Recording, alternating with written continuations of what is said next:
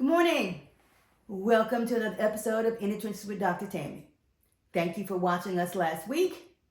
Thank you for your amazing feedback. We are very grateful here for you sharing that you enjoyed last week's episode. I would be remiss to not mention something I forgot to share last week. And that is when I was introducing myself and saying who it is that I am. I failed to mention that I am a member of the mighty Zeta Phi Beta Incorporated. Hello, sorors. Thank you for watching. So let's get back to where we were going to talk about last week. Last week, I shared with you all of the things that I wanted to chat with during the podcast. So this week, we're going to dive right in. I know that we said we're going to have courageous conversations, and we are. So we're going to start by talking about me. We chatted a little bit about having those heartbreaks, those moments in which you wish that you could kind of rewind that track, have what some might call a do-over. So what I am saying to you right now is this.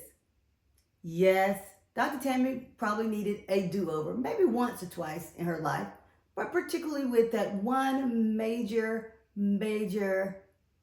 heartbreak. So people are asking me, well, Dr. Tammy, why are you single? You're not getting any younger. At least that's what my kids said. So anywho, Dr. Tammy is single because love hasn't presented itself in a manner in which it is a two-way street that's filled with respect, loyalty, honesty, trust, fidelity, joy, happiness, and the many things that most of you reach out to me and say that you would like to have in your life. You see, I mentioned last week that I had been in a marriage, a very long-term marriage actually. That marriage lasted about 18 years. After that marriage, I was able to move forward in what I thought was a fruitful and productive relationship, one that filled my heart, at least, with love. That relationship lasted 14 years. 14 years in which I thought were actually moving in a direction in which we were both on the same page. Unfortunately for me, I learned that that was not the case. Some of you might say, 14 years? You dated someone for 14 years. I did. A lesson learned. But I will say this, we don't want to always look at it as a negative lesson. We would look at it as a positive. You know, when you're in a situation, is what I'm going to call it at this point, in which you have put your all and continue to give your all, you do your best. You do everything that you think that you should do to sustain that relationship. You believe. Because remember I said that trust is one of those things that I would want to have in a relationship? So that's what I did. I trusted. Some of you may say that it was blind faith or trust. I'm not quite sure if that's the case, but I did trust and believed in what was said. So let's talk about that. I have heard people say to me, you trusted the words? What about the actions? Funny you would say that. Some of the actions did actually support the words. Not all of them. Because hindsight is 20/20. As I look back on that time in my life, there was just enough action to keep me involved, to keep me intertwined in what was supposed to be what some might call a happy ever after. So I say this to you, I'm single, and that's okay. I learned a very valuable lesson. I learned that givers give, and that is who I am. But takers, Takers often take until the giver decides that they are no longer giving nearly as much, or until the giver decides that they are giving none at all.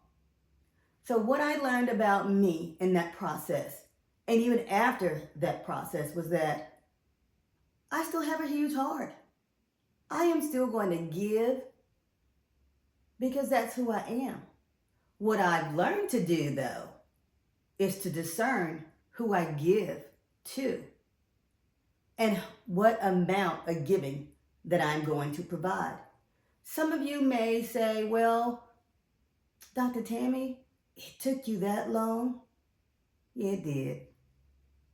It took me a while because you don't want to let go. One of the things that I think we should remember is oftentimes the mind is saying, something isn't quite right about this situation. But the heart is saying, just hold on a little bit longer. Hold on a little bit longer.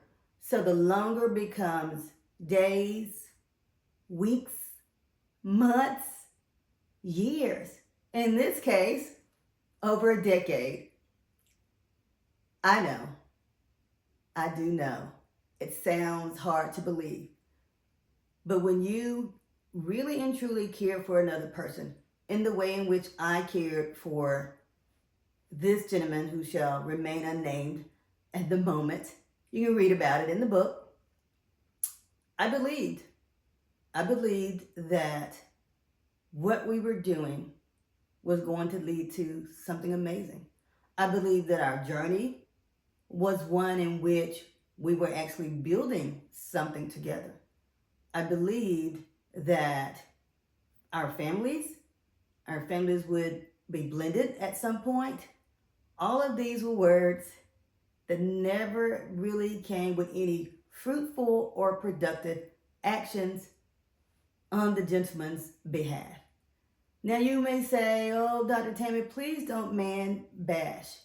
I'm not. I promise you I won't. That's not the nature of this platform. But I am going to share my story. The truth, no matter how difficult it is. Because I need for people to understand that even with the most difficult and sometimes painful heartbreak, that you're able to go on, you're able to move forward, you're able to heal in a way in which you allow your heart to be ready to receive love and to give love again. I think that so many of us are afraid to take that next step. So many of us are afraid to go on that next journey. I'm here to tell you today, don't be afraid. Don't be afraid. Don't guard your heart in such a manner in which the person who may be the one for you isn't allowed into your heart. So many of us, and I've noticed this, so many of us, after we've been hurt, we are presented with a person who's special, who is our actual blessing. Because believe me, I believe in blessings. But when that person presents themselves with every single quality that we have ever wanted, guess what we do? We shy away from that because those past hurts are still there. Even in the moments and when you think you are the very most healed, something out of nowhere could be a trigger. And let me say this to you. Don't be afraid of that. Don't be afraid of that. What matters most is how you respond to the trigger. Make sure that when that person, he or she presents themselves to you with their purest of intentions, respond in a way in which they understand why you may have been triggered. Respond in a way in which, if you need to apologize because you may have said something out of the way or you didn't receive the beauty in which they were trying to give you, such as their heart, being there for you, giving you their time, being consistent, apologize for that. Make sure that they understand that you know that he or she is not the person before them. I hear so many people say, wow, everybody is carrying baggage. And when I hear that, I think negative a bit. And that's not what we want to do. What we want to do is, if indeed you are carrying some sort of baggage, if that's what we're going to call it, that you find that person who has presented themselves to you and allow each other to help you unpack said baggage. Because guess what might be in that baggage? It might be a beautiful journey, one in which two imperfect people have decided that what they are going to build is going to be perfect together. That's the other thing I think we should note. Not one single one of us is perfect. We all come with imperfections, and that is perfectly okay. But remember to do this. Remember to look at that person and say, you know what? I too am flawed. And that's okay, because if that person receives you for who it is that you are, you and your authentic self, that is more than likely your person. When your person can show up for you day after day after day, even when there are times when you might try to push them away, because that's what some people do when they've been hurt. They continue to try to guard their hearts. They continue to shy away from the idea of love because it scares them. I'm not scared. I am absolutely not afraid, because I know that there is beauty in it. There is a great deal of beauty in having someone in your life who cares for you, who loves you for you. Not for what you bring to the table, not for the amount of money in your bank account, the you.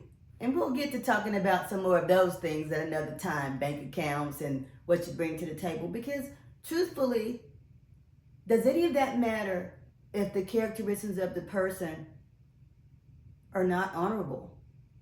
If that person comes with many dollars, why does it matter if they don't give you all of those other things that you need and desire from a relationship? So what I'm saying to you today, I was hurt, as many of us have been in the past. I took a journey that turned out to be more risk than success. But I'm okay with that.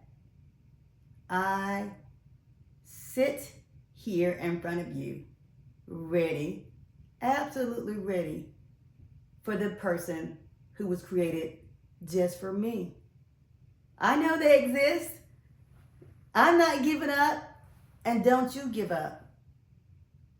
More next week on healing and being open to love.